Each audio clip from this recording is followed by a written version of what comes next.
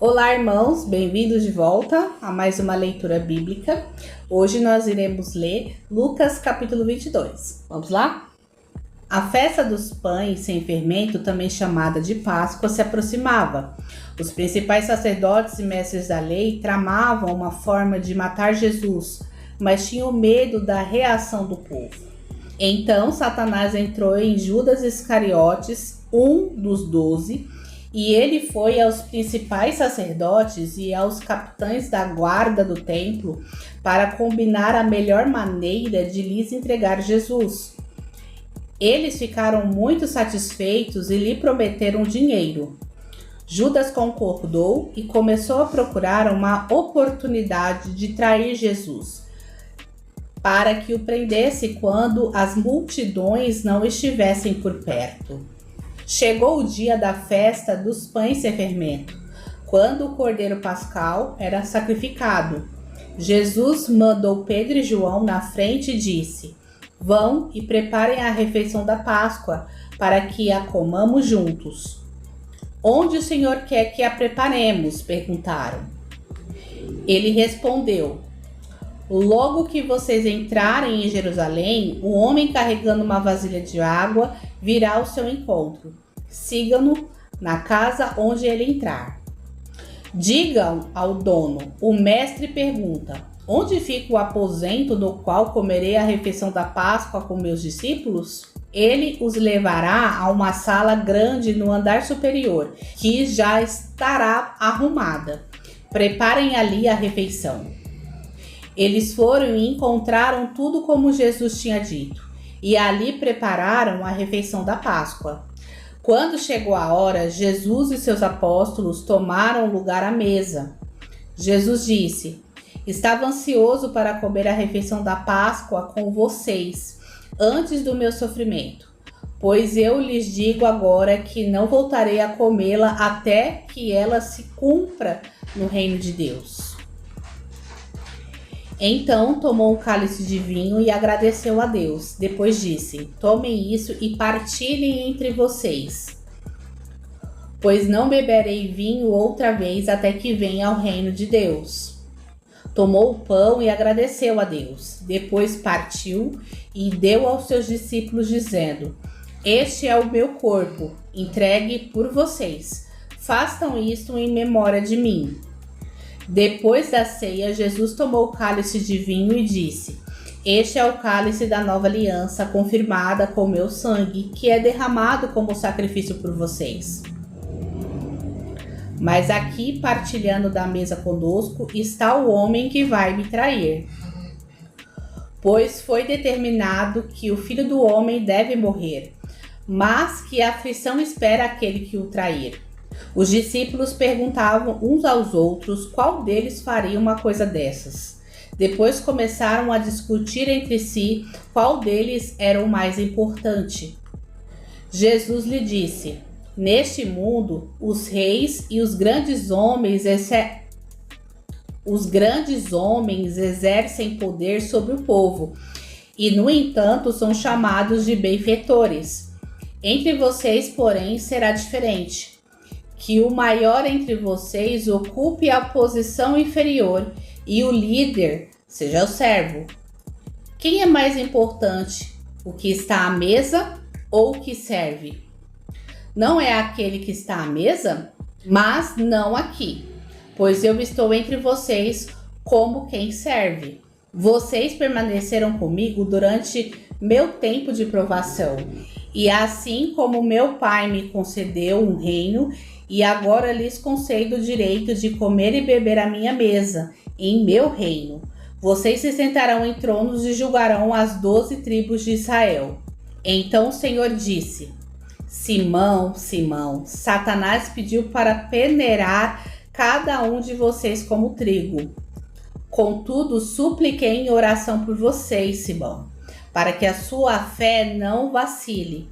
Portanto, quando tiver se arrependido e voltado para mim, fortaleça os seus irmãos."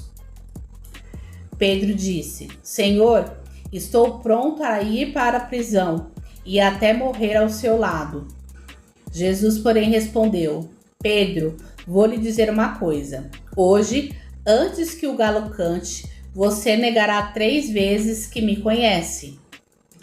Em seguida, Jesus lhe perguntou: quando eu os enviei para anunciar as boas novas, sem dinheiro, sem bolsa de viagem, sem sandálias extras, alguma coisa lhes faltou? Não, responderam eles. Então ele disse: agora, porém, peguem dinheiro e uma bolsa de viagem, e se não tiverem uma espada, vendam a sua capa e comprem uma. Pois é necessário que se cumpra essa profecia ao meu respeito.